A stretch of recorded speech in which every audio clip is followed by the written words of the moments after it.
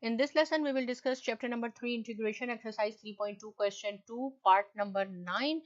And the question we have to integrate sine square x dx, right?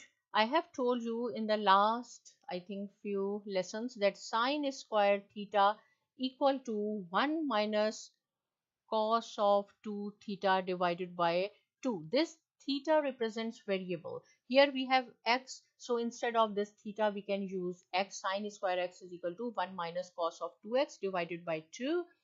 So see, instead of sine square x, I can write down 1 minus cos of 2x divided by 2 dx.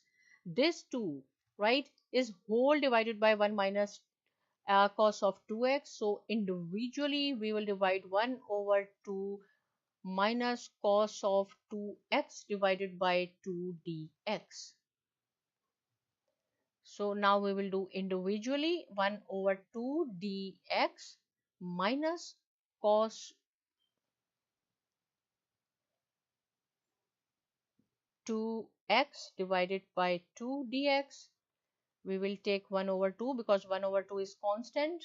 So we will take outside the integral sign dx. Similarly here 1 over 2 and then cos of 2x dx, which is equal to 1 over 2, and the integral of dx is x minus 1 over 2 cos of 2x. This is the important point here. See, cos of 2x. This 2x represents 2 theta, and theta is any angle. Suppose we have 60 degree, then you have to multiply by 2. It will be 120.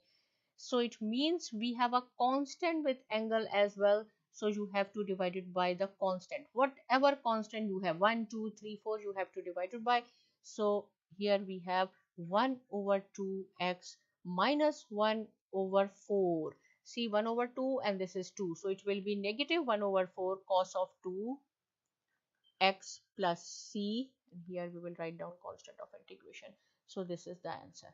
So how simple it is. Again, I will focus that you should know the formulas very well, and these formulas are available in grade 11 chapter number 10 trigonometry. But still, whenever we will do some questions, I will write down the formulas for you. So sine square x, keep in mind, is equal to 1 minus cos of 2x divided by 2.